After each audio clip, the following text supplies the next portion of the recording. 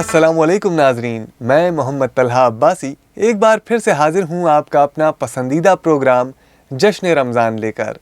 دوستوں، آپ تو جانتے ہیں کہ روز ہمارے ساتھ موجود رہتے ہیں علامہ اعجاز فرخ صاحب۔ آج 13واں روزہ ہے، یعنی کہ 13واں رمضان ہے، تو اسی موقع پہ آج وہ اپنا 13واں بیان پیش کر رہے ہیں۔ آئیے سماعت فرماتے ہیں۔ اعوذ باللہ من الشیطان الرجیم، بسم اللہ الرحمن الرحیم۔ عزیزان گرامی، میں آپ کی خدمت میں پھر اپنے وقت مقرر پر حاضر ہوں۔ آج ہم اس گفتگو کو یہاں سے شروع کریں گے ایک نئے باب کی طرح سے، ایک نئے چیپٹر کی طرح سے، جہاں ہماری نگاہ ان گزشتہ تقریروں میں ہم نے معانی قرآن پر غور کیا، احادیث پر نگاہ ڈالی۔ اب نقوش سیرت میں ذرا سا ہم یہ بھی دیکھیں کہ سیرت نگاروں نے کیا لکھا، تاریخ نویسوں نے کیا لکھا، اور کس طرح سے اسلام کی تاریخ ایک سفر کرتی ہوئی ہم تک پہنچی ہے۔ میری ایک خواہش ہے کہ آپ اس رخ کو غور سے دیکھیں اور یہ محسوس کریں کہ کیا یہی رخ تھا جو ہم تک پہنچنا چاہیے تھا، یا پھر آپ کے فکر و خیال میں اس کا کوئی اور رخ بھی ہو سکتا تھا۔ جب کبھی کسی چیز کی تاریخ لکھی جائے،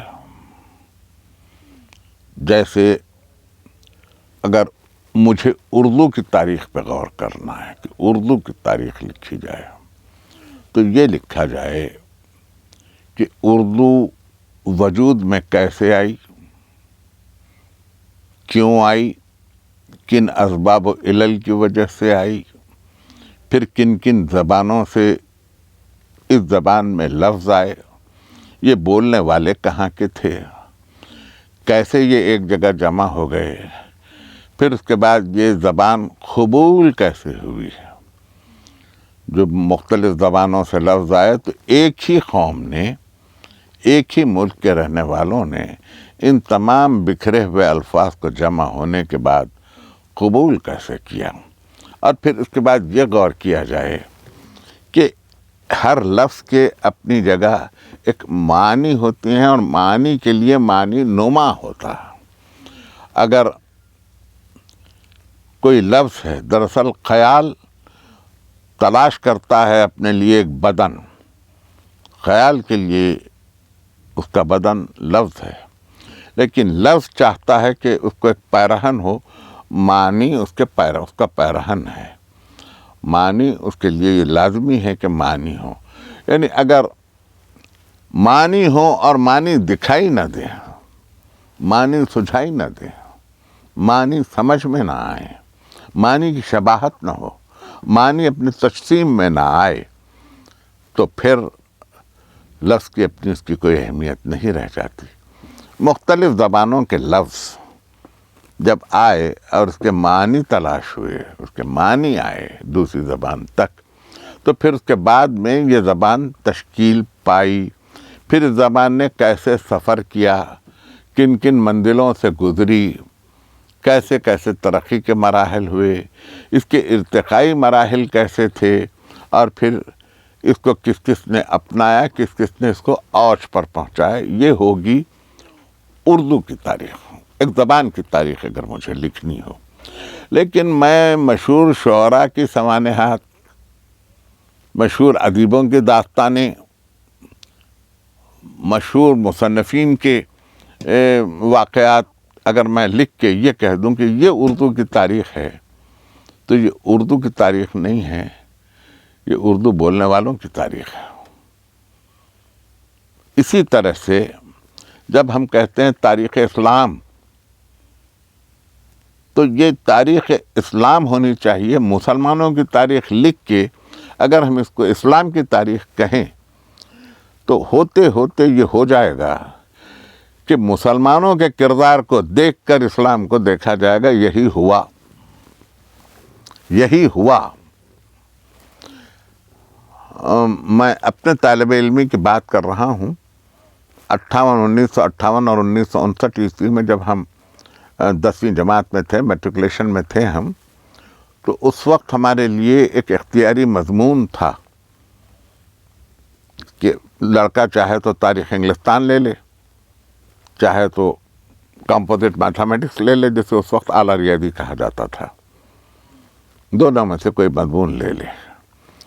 انگریزوں نے یہ کیا کہ جب اپنے بادشاہوں کی تاریخ لکھی، اپنے شاہوں کی تاریخ لکھی، اپنے حکومت کرنے والوں کی تاریخ لکھی، اپنی شہنشاہی کی تاریخ لکھی، تو اس کو کہا تاریخ انگلستان. اس کو تاریخ عیسائیت نہیں کہا. لیکن آپ غور فرمائیں کہ ہمارے پاس تاریخ اسلام میں پوری مسلمانوں کی شاہی کی تاریخوں کو لکھ کے، ان کے اقتدار کی تاریخوں کو لکھ کے، ان کے جنگ و جدل کی تاریخوں کو لکھ کے، ان کی فتوحات کی تاریخوں کو لکھ کے ہم نے اس کو کہا کہ یہ تاریخ اسلام ہے. نتیجہ کیا ہوا؟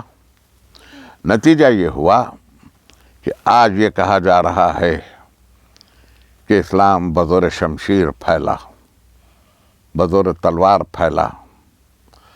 آج مفتوحین اس زمانے کے پھر سے ایک مرتبہ سر اٹھا کے کھڑے ہیں، اور اس کے بعد میں جو چھبی اسلام کی دکھائی جا رہی ہے وہ چھبی ایسی نہیں ہے جیسی دکھائی دینی چاہیے تھی. اسلام پھیلا اسوہ رسول سے، اسلام پھیلا اخلاق رسول سے، اسلام پھیلا ان لوگوں کی وجہ سے، اسلام پھیلا جنہوں نے رسول کی ہر قدم پہ اطاعت کی، پیروی کی، ان نقوش قدم کو اپنی منزل راہ قرار دیا. ان کی وجہ سے اسلام پھیلا. دور سرکار رسالت مآب میں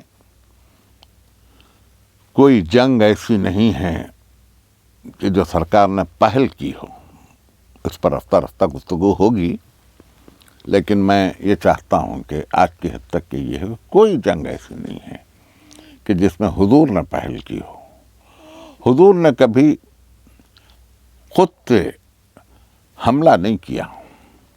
اسلام کی جتنی بھی جنگیں ہیں سب مدافعت ہے. ہر جنگ میں مدافعت ہے اسلام میں.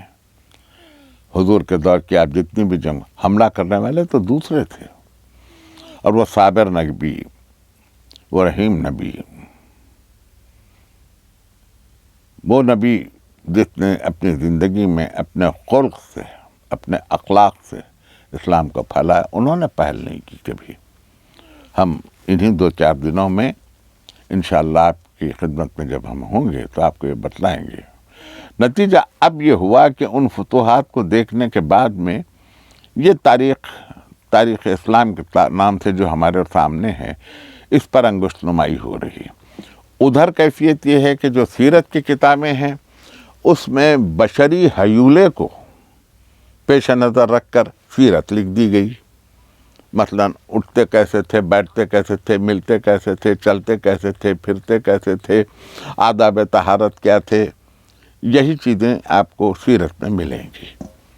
لیکن یہ نہیں ملے گا کہ وہ نور کی منزل سے نبوت تک، یہ آپ کو سیرت النبی میں داستان نہیں ملے گی، یہ واقعہ نہیں ملے گا، یہ سیرت کے کردار نہیں ملیں گے.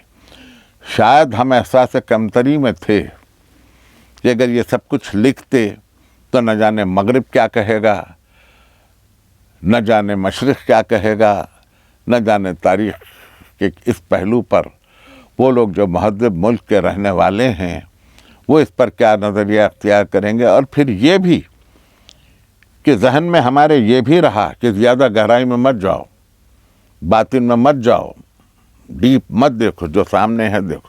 میں یہ عرض کرنا چاہتا ہوں کہ جو چیز تھی ارشاد نبوی میں موجود ہے، احادیث کی کتب میں ہے. ایسا نہیں ہے کہ یہ کوئی عقیدے کی دھن میں ہم کہہ رہے ہیں، ایسا نہیں ہے. یہ تو احادیث کی کتابوں میں چیزیں موجود ہیں، لیکن ان کو سیرت نگاروں نے محفوظ نہیں کیا۔ اس کا سب سے بڑا نقصان یہ ہوا کہ اسلام ایک ظاہری مذہب کے طور پر رونما ہوا، اور ظاہری مذہب کے طور پر یہاں تک کہ پہنچ گیا۔ اس کی باطنی نگاہ جاتی تو کہیں کہیں گئی بھی ہے، میں ایسے نہیں کہہ رہا ہوں کہ ہر طرف ایسے ہی ہوا ہے، گئی بھی ہے، لیکن جہاں گئی ہے وہاں یہ کہہ کے اس کو ہٹا دیا گیا کہ نہیں بھائی یہ باطنی فرقہ ہے، یہ باطن کے لوگ۔ باطن اور ظاہر میں اسلام میں کوئی تضاد نہیں ہے۔ اسلام ایک مذہب ہے، سرکار کی ذات گرامی جو ظاہر ہے وہی باطن ہے، وہ سراپا عقل کامل ہیں، ان کا نفس سراپا علم ہے۔ تو جب یہ عقل و علم کی تاریخ لکھنا، عقل و علم کی سوانح لکھنا ایسا ہی ہے جیسے کوئی سیرت النبی لکھ رہا ہو، اور سیرت النبی کے معنی ہی یہ ہے کہ عقل کامل کی اور علم کامل کی تاریخ لکھنی ہو۔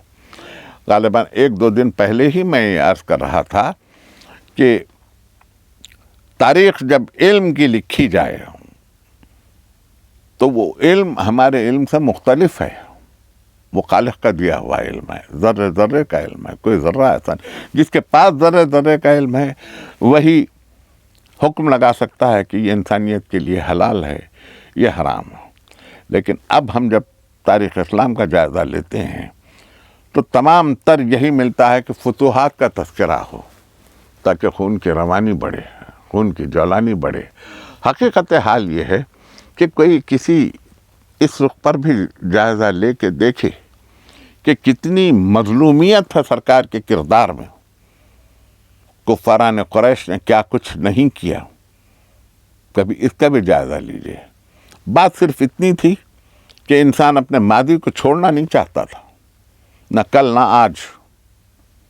یہی بات ہے آج بھی، چونکہ ہم اپنی ماضی کی روایتوں کے اسیر ہیں، جو ہم نے ہمارے بزرگوں نے کہا وہی ہم سنتے بھی آئے ہیں، اور جو سنا گیا اسی پہ ہم عمل بھی کرتے ہوئے آ رہے ہیں۔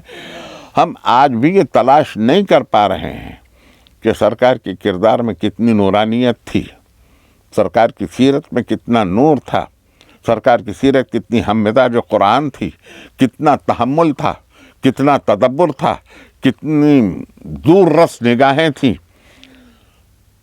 افَكُلَّمَا جَاءَكُمْ رَسُولٌ بِمَا لَا تَهْوَىٰ أَنفُسُكُمْ وَاسْتَكْبَرْتُمْ فَفَرِيقًا كَذَّبْتُمْ وَفَرِيقًا تَقْتُلُونَ۔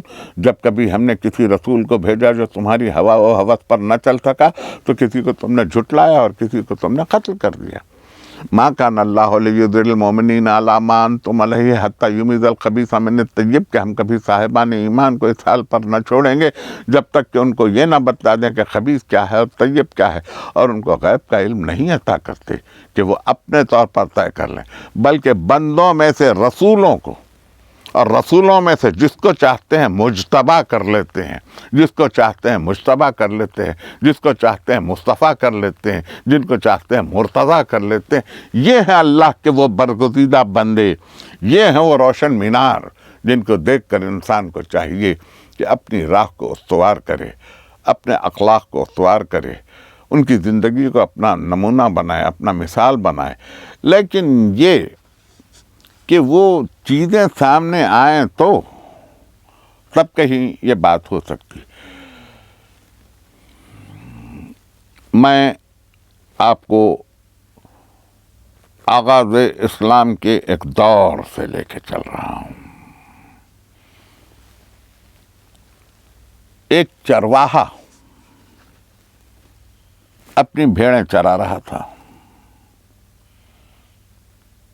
کہ ایک بھیڑیے نے بھیڑوں پہ حملہ کر دیا اور ایک بھیڑ اس کی وہ اٹھا لے گیا۔ دوسرے دن بھی یہی ہوا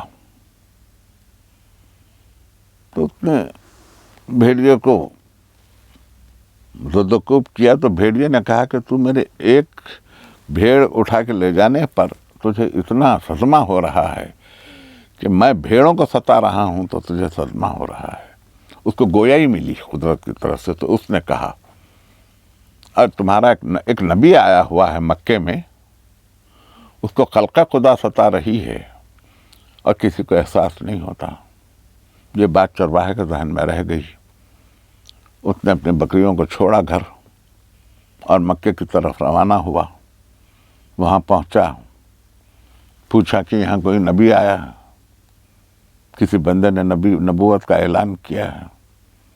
پوچھتے پوچھتے وہ ایک مرتبہ خدمت میں پہنچا. ابھی اعلان عام میں کچھ ہی دن گزرے تھے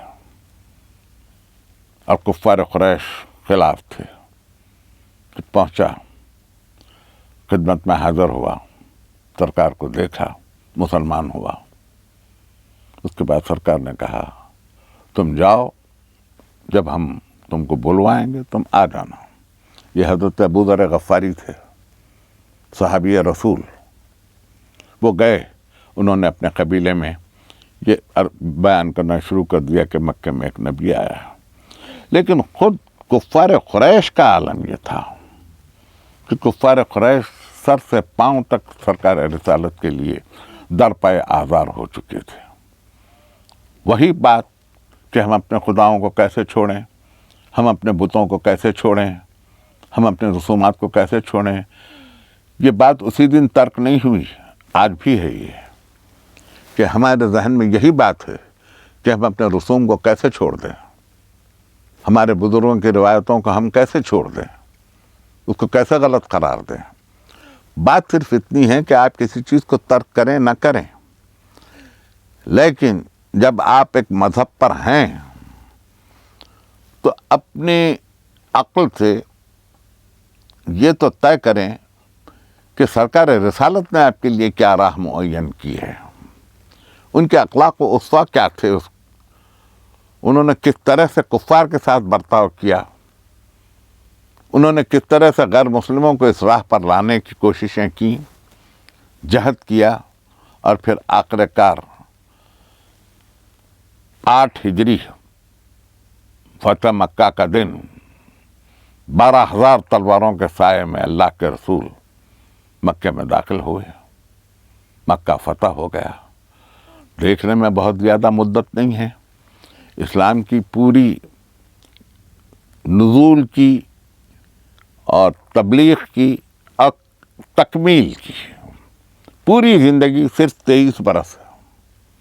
صرف 23 برس. سرکار رسالت کا سن مبارک بوقت وصال 63 برس تھا. اس 63 برس میں 40 برس تو آپ کی خاموشی میں گزر گئے, اور اس کے بعد اعلان رسالت ہوا. اب ادھر زندگی کا ایک اور نقش دیکھیے, آپ اس نقش کو بھی دیکھیے, اس احسان کو بھی دیکھیے. چونکہ میں کل سے ایک اور پہلو پہ تقریر کر رہا ہوں, یہ چاہتا ہوں کہ یہ نقش آپ کے پاس محفوظ ہو جائے, مکی زندگی کا ایک اور ایسا نقش کہ یہ نقش لازوال آپ کی نگاہ میں رہے. حضرت ابو طالب نے جا کے خدیجہ بنت خویلد سے یہ کہا کہ میرا بھتیجا ماشاءاللہ اب جوان ہو چکا ہے, یہ چاہتا ہے کہ کچھ کام کرے, تمہارے تجارت کے قافلے جاتے ہیں تو تم اس کو اس میں شریک کر لو. جناب خدیجہ عرب کی بہت بڑی تاجر تھی, بہت بڑی تاجر. ان کے تجارتی قافلے کا انداز یہ تھا کہ 100 150 200 اونٹ کے قافلے تجارت کا مال لے کے جاتے تھے. اور جب یہ تجارت کے قافلے جاتے تھے تو ان کے تجارت کے جو نگہبان ان کے پاس ملازم تھے, ان کی حالت یہ تھی کہ زرعی پٹکے یعنی سونے کے پٹکے کمروں میں باندھے ہوئے ایک مخصوص لباس میں ملبوس اونٹوں کے ساتھ ساتھ چلتے تھے حفاظتی کاروان کے طور پر. تو دور دور کے قبیلوں کے لوگ اس راستے پہ آ جاتے تھے جہاں سے یہ کاروان تجارت جاتا تھا, سفر کرتا تھا. اتنی دولت تھی جناب خدیجہ کی. اور یہ بھی میں بات آپ کی خدمت میں عرض کروں, آپ کو مسرت ہوگی یہ جان کر کہ جناب خدیجہ نے قریش میں یہ بھی رائج کیا تھا کہ کوئی ان کی تجارت میں شامل ہونا چاہے تو چھوٹی سی چھوٹی رقم کے ساتھ بھی وہ تجارت میں شامل ہو سکتا ہے. نفع میں اس کو اس کے رقم کے حساب سے اتنا معاوضہ مل جائے گا اور اتنا نفع مل جائے گا. چھوٹی سے چھوٹی، خواہ وہ ایک بکری کی حد تک کیوں نہ ہو، یا لفظ آئے ہیں تاریخ میں. تو مکے کے لوگ اس تجارت میں بھی شریک تھے. میرے خیال میں یہ پہلا کوآپریٹو سسٹم ہے جو دنیا میں آیا ہے. اس سے پہلے میں نے تو کبھی نہیں دیکھا، آپ میری رہنمائی کر سکتے ہیں. پہلا اسلامک کوآپریٹو سسٹم میں سے کہہ سکتا ہوں کہ جہاں لوگ ساتھ ہوئے جناب ختیجہ کے، اور بڑا مال تجارت یہاں سے دوسرے ملکوں میں جاتا. سرکار رسالت وہاں آئے اور جناب ختیجہ نے ان کو اپنے تجارتی قافلوں کے ساتھ روانہ کیا. ان کے ذمے ایک الگ سامان تھا، مال تھا، اور قافلے والوں کے ساتھ جو نگران تھے ان کے ساتھ الگ مال تھا. جب یہ قافلہ منزل مقصود پر، یعنی یہ قافلہ شام کو گیا، وہاں سے منزل مقصود پر پہنچا تو مال بکنے لگا. سرکار رسالت خاموش تحمل سے بیٹھے ہیں. ابھی اپنے مال کو بیچنے کی ان کو کوئی جلدی نہیں معلوم ہوتی. ختیجہ نے یہ کیا تھا کہ اپنے ایک ملازم خاص سے کہا تھا کہ یہ نئے ہیں، ان کی روداد مجھ سے آ کے لفظ بلفظ بیان کرنا کہ یہ اپنی تجارت کیسے کرتے ہیں، طبیعت کیسی ہے، مزاج کے کیسے ہیں، گفتگو کیسی ہے، اطوار کیسے ہیں، شائستگی کیسی ہے، تجارت کے اصول میں لوگوں کو، گاہک کو متوجہ کرنے کا فن کیسا ہے، اس نے مقرر کر رکھا تھا. لیکن سرکار خاموش. جب سب کا مال تجارت بک گیا تو آپ نے اپنا مال تجارت کھولا، کیونکہ دوسروں کے پاس مال تجارت ختم ہو چکا تھا. جیسا بکنا چاہیے تھا بک گیا. اب آپ نے جب اس کو بیچا تو اس کی بہت قیمت وصول ہوئی، بہت زیادہ منافع وصول ہوا. وہاں سے قافلہ واپس آیا. ختیجہ بنت خویلد نے وہ اپنے ملازم کو بلا کے پوچھا کہ کیسے رہے یہ؟ تو اس نے کہا کہ انتہائی شریف. کہا گاہک کو متوجہ کہا کم گفتار، نرم گفتار. کہا کہ سفر کیسے کیا؟ کہا سفر کا کیا کہوں، جب چلتے تھے تو سر پر ابر کا لکا سایہ کیے ہوئے، نہایت حلیم الطبع. تو انہوں نے کہا کہ میں تجھ سے پوچھ رہی ہوں کہ یہ جو نیا شخص آیا ہے یہ کیسا ہے؟ تو ہے کہ قصیدہ پڑھے جا رہا ہے. تو کہا کہ جو دیکھا میں نے وہ میں عرض کر رہا ہوں، میں اس کے سوا کیا عرض کروں. باہر نو میں تیزی سے اس منزل کو عبور کرتے ہوئے یہاں تک پہنچوں کہ جناب ختیجہ سرکار رسالت مآب سے اتنی متاثر ہوئی. ابھی اسلام نہیں آیا تھا، ابھی اسلام نہیں آیا تھا. اتنی متاثر ہوئی کہ انہوں نے خود جا کے حضرت ابو طالب سے یہ کاشتکاری کی کہ وہ عقد کرنا چاہتی ہیں. سرکار ابو طالب نے مرضی حاصل کی حضور کی، اور اس کے بعد میں خود ساغہ نگاہ جاری کیا. یہ عقد ہو گیا. اس سے پہلے بھی غالباً پرسوں کی تقریر میں سرکار رسالت کا یہ جملہ عرض کر چکا ہوں کہ آپ نے فرمایا کہ میرے آبا و اجداد سب کے سب نکاح سے ہیں، صفا سے نہیں ہیں. یہ عقد بھی جناب ختیجہ سے سرکار رسالت مآب کا ہوا. اور اس کے بعد یہ نوبت بھی پہنچی. یہ بہت غور طلب جملہ ہے. یہ میں نے سارا واقعہ آپ کو صرف اس ایک جملے کے لیے سنایا تھا. یہاں تک بھی نوبت پہنچی مفلوق الحال لوگ، غربت نصیب، فاقہ کش، جن کی زبان فاقوں کے ذائقے سے آشنا تھی، یہ جب مسلمان ہوئے اور اس کے بعد شعبہ ابی طالب میں محصور ہو کے رہ گئے مسلمان، تو اس وقت کفار قریش نے یہ پابندی عائد کر دی تھی کہ خبردار مسلمانوں کو کوئی سامان نہ بیچا جائے، ان کا معاش مقاطعہ کیا جائے، اور اگر سامان بیچا جائے تو بڑی بڑی قیمتوں پہ بیچا جائے. یہ حضرت ختیجہ کی دولت تھی جس نے اس وقت یہ سامان خرید کے اتنے بھوکوں کی پرورش کی، ورنہ تو شعبہ ابی طالب میں حالت یہ ہو گئی تھی کہ فاقوں سے مر جاتے اگر جناب ختیجہ کی دولت نہیں ہوتی۔ پوری دولت، یعنی جس کے قافلے کو دیکھنے کے لیے لوگ جمع ہوتے تھے، ان کی پوری دولت اسلام میں صرف ہو گئی، اور ان کی پیشانی پہ بل نہیں آیا، شکن نہیں آئی ان کی پیشانی پہ۔ اسلام کی پرورش میں جتنا جناب ختیجہ کا حصہ ہے، اس حصے کو مسلمانوں کو فراموش نہیں کرنا چاہیے، اس لیے کہ یہ احسان ہے، حل جزائے الاحسان الا الاحسان۔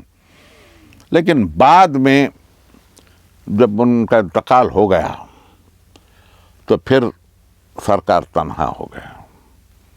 عجیب بات یہ ہے کہ جناب ختیجہ کا انتقال اور جناب ابو طالب کا انتقال یہ ایک ہی سال کے واقعات ہیں، اور اسی کو حضور اکرم نے عام الحزن یعنی غم کا سال قرار دیا۔ اس کے بعد جناب ابو طالب کے انتقال کے بعد سے اور جناب ختیجہ کے انتقال کے بعد سے سرکار اب مکے میں جتنے دن بھی رہے مصروف رہے، عام الحزن کے بعد بھی۔ پھر وہ منزل بھی آئی کہ جب زندگی مکے کی تنگ ہو گئی، کفار قریش نے طرح طرح سے اذیتیں دینا شروع کر دیں۔ آپ نے وہاں سے نکل کے طائف کی طرف ایک مرتبہ تشریف لے گئے اور کہا کہ میں اللہ کی طرف سے تمہیں ڈرانے آیا ہوں، میں نبی ہوں۔ یہی کفار قریش بھی کہتے تھے، یہی کفار طائف بھی کہتے تھے کہ اگر تم اللہ کے نبی ہو تو کوئی فرشتہ تمہارے آگے آگے پرچم لیے کیوں نہیں چلتا؟ اگر تم اللہ کے نبی ہو تو یہ نبوت کسی بادشاہ پر کیوں نہیں آئی، کسی مالدار پر کیوں نہیں آئی، کسی تونگر پر کیوں نہیں آئی، کسی صاحب ثروت پر کیوں نہیں آئی جو تمام بھوکوں کو کھانا کھلا دیتا، جو اس کے حسب مرضی جو جی چاہتا، جس کا جو جی چاہتا وہ اس کی خواہش پوری کر دیتا۔ تم جیسے شخص پر یہ نبوت کیوں آئی؟ تم نبی نہیں ہو، تم جھوٹے ہو۔ خاکم بدہن، میری زبان جل جائے، لیکن یہی تھا کفار قریش کا۔ طائف کا بھی یہی حال تھا۔ طائف میں تو یہ ہوا کہ پتھر مارے گئے سرکار پر، آپ کے پیر زخمی ہوئے، آپ زخمی ہوتے چلے۔ مکے کا یہ حال تھا کہ راستے میں کانٹے بچھا دیے جاتے ہیں۔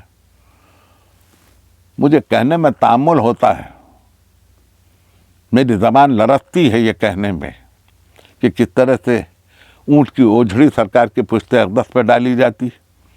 مجھے کہنے میں تأمل ہوتا ہے کہ اہل مکہ نے کیا نہیں کیا، کیا ظلم نہیں کیا سرکار پر، کس طرح سے تنگ نہیں کیا، مگر وہ صابر نبی ہے۔ موسیٰ نے بد دعا دی اپنی امت کو، نوح نے بد دعا دی اپنی امت کو، لیکن کبھی سرکار رسالت مآب نے اپنی امت کو بد دعا نہیں دی۔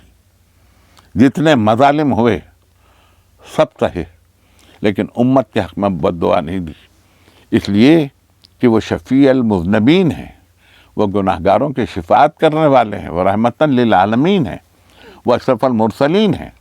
انہوں نے کبھی بد دعا نہیں دی۔ ہوتے ہوتے اب یہ نوبت آ گئی کہ کفار قریش نے یہ منصوبہ بنایا کہ اب محمد کو قتل کر دیا جائے۔ یہ میری آج کی تقریر کے آخری جملے ہیں، میں کل سے یہیں سے مسلسل ہو جاؤں گا آپ کی خدمت میں۔ قتل کر دیا جائے، اب تو حد ہو گئی، انتہا ہو گئی۔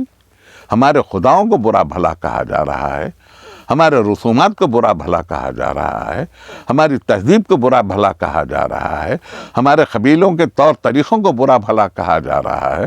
اب تو انتہا ہو گئی، اب تو محمد کو قتل کر دیا جائے گا۔ اور پھر اس کے بعد وہ رات آئی کہ جہاں منصوبے تکمیل کے مرحلوں کے پہنچنے کے لیے تمام قبائل کو جمع کر لیا گیا، اور یہ منصوبہ بنایا گیا کہ اب قتل کر دیا جائے، اب محمد کو قتل کر دیا جائے۔ اس میں قریش کے تمام قبیلے شامل تھے۔ اس کے بعد کیا ہوا، وہ رات کیسے گزری، وہاں کیا کچھ ہوا، کس طرح سے کیا کیفیت گزری، یہ سب میں آپ کی خدمت میں کل عرض کروں گا۔ آج 13वां दिन गुजर गया, نصف رمضان کو صرف 2 دن باقی ہیں. اللہ آپ کی عبادتوں کو قبول کرے، آپ کی دعائیں مقبول بارگاہ ہوں. شکریہ. خدا حافظ. تو دوستوں، آپ سماعت فرما رہے تھے علامہ اعجاز فرخ صاحب کا 13واں بیان. جی ہاں، 13ویں رمضان کے موقع پہ آج انہوں نے اپنا 13واں بیان پیش کیا ہے. امید کرتا ہوں کہ اس بیان سے آپ کو بہت کچھ جاننے اور سیکھنے کو ملا ہوگا. اگر آپ کے ذہن میں کوئی سوال آیا ہو تو نیچے کمنٹ باکس میں کمنٹ کر کے آپ وہ سوال ہم سے پوچھ سکتے ہیں. فی الحال آج کے لیے اتنا ہی. اجازت دیجیے. خدا حافظ.